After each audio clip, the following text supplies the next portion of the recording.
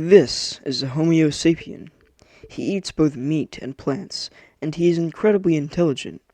Homo sapiens naturally collectivize in herds of their own kind in order to protect each other and work for each other's food. But why do they do this?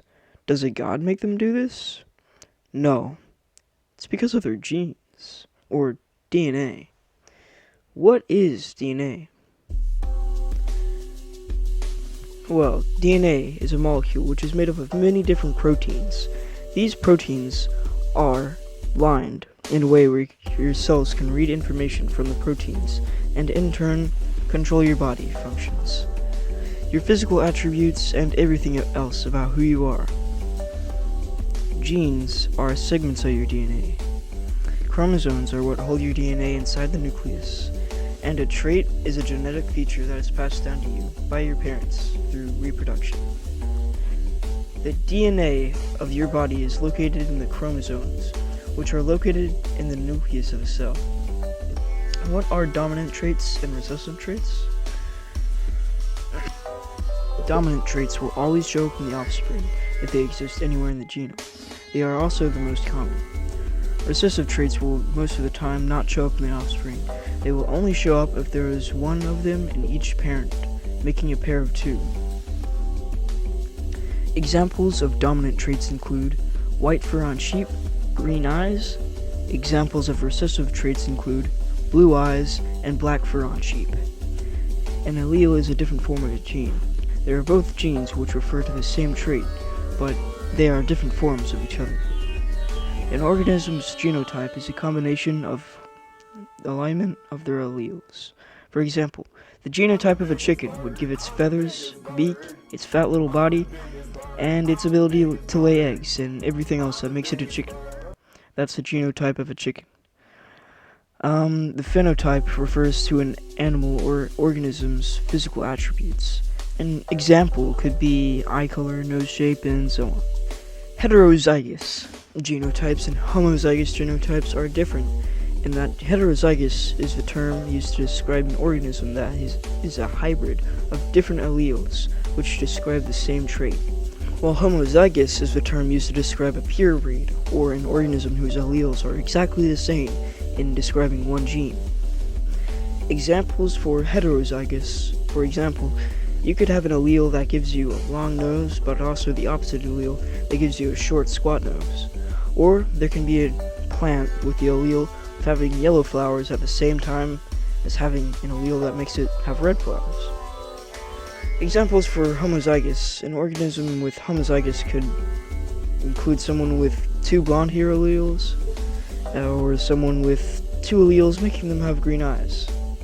You can classify whether an organism is homozygous, heterozygous, or other with a Punnett square.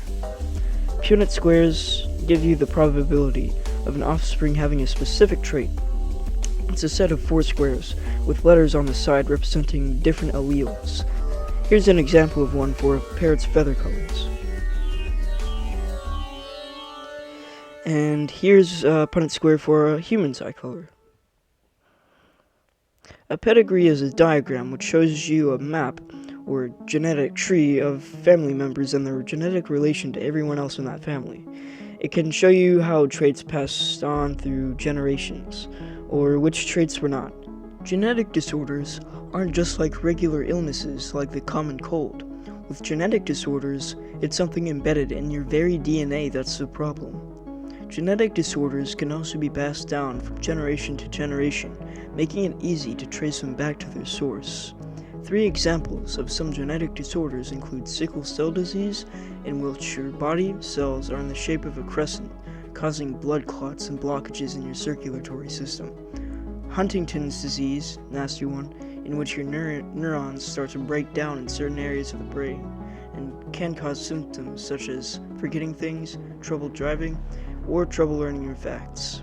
And finally, Charcot-Marie tooth disease is a nasty genetic illness that causes abnormalities in motor and sensory nerves in your feet, legs, hands, and arms.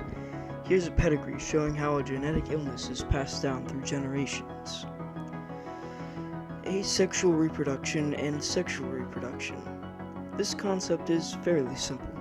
In asexual reproduction, an organism can reproduce without having to have another mate. Although the downside of asexual reproduction is that there's not much variety, meaning that if the environment were to change, it would be stuck, it would die. It wouldn't be able to adapt very well.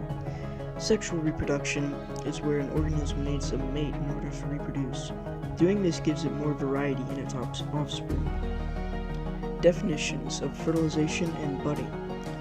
Budding is when another organism, usually a plant, buds out of its parent from any point. This is a method used in asexual reproduction.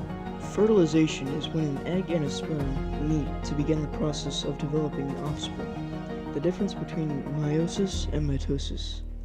In meiosis, it produces haploid daughter cells, while mitosis produces diploid or daughter cells. Basically. Hope I got the gist across. Hope this was a fairly decent grade on this project. And thank you for grading, I guess. Thanks. Bye. Don't know what you've heard. Don't know what you heard. Don't know what you've heard. I don't know what you heard. I don't know what you heard. Don't know what you heard. Oh no, oh no. But I'm the biggest bird. I'm the biggest bird. I'm the biggest bird. I'm the biggest bird. I'm the biggest bird. I'm the biggest bird.